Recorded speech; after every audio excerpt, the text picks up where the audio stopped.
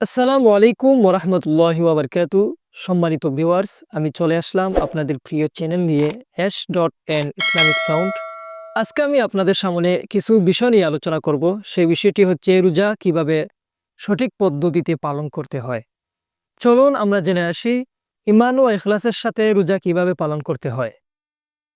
রোজা রোজা ঈমানের সাথে, অর্থাৎ আল্লাহর উপর বিশ্বাস রেখে এবং তার সন্তুষ্টির জন্য ইখলাসের সাথে রোজা পালন করতে হবে।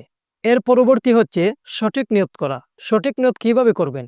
প্রতিটি রোজার জন্য রাতে সেহরি খাওয়ার পূর্বে নিয়ত করতে হবে। নিয়ত অন্তরের বিষয়, মুখে উচ্চারণ কোনো প্রয়োজন নেই, শুধু অন্তর দিয়ে নিয়ত করলেই হবে, এটাই যথেষ্ট।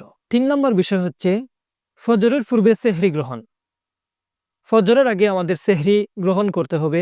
সেহরি করা সুন্নত, সেহরি আদায় করা সুন্নত এবং এটি রোজার শক্তি বাড়ায়। সুবহানাল্লাহ।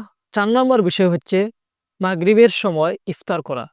ইফতারের সময় রোজা ভাঙ্গা সুন্নত, খেজুর বা পানি দিয়ে ইফতার করা ভালো এবং উত্তম। ৫ নম্বর বিষয় হচ্ছে কি কি কারণে আমাদের রোজা ভঙ্গ হতে পারে। এটি কিন্তু গুরুত্বপূর্ণ একটি আলোচনা। যেমন রোজা রাখা অবস্থায় খাওয়া দাওয়া করা, মিথ্যা কথা বলা, গীবত ও অশ্লীল কথা ইত্যাদি বিষয় থেকে দূরে থাকা আমাদের জন্য উচিত। এসব কারণে আমাদের রোজা ভঙ্গ হতে পারে। ৬ নম্বর বিষয় হচ্ছে তারাবির নামাজ আদায় করা।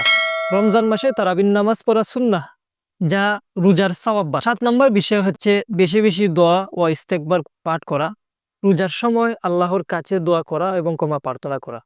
এর মাধ্যমেই আমাদের রোজা সহি এবং শুদ্ধ হবে। তো যে বিষয়গুলি আমি আলোচনা করেছি পিছনে, সে আলোচনাগুলি যথাযথ সব রোজাদারের জন্য এটা প্রযোজ্য এবং এটা মেনে চলা অত্যন্ত ভালো।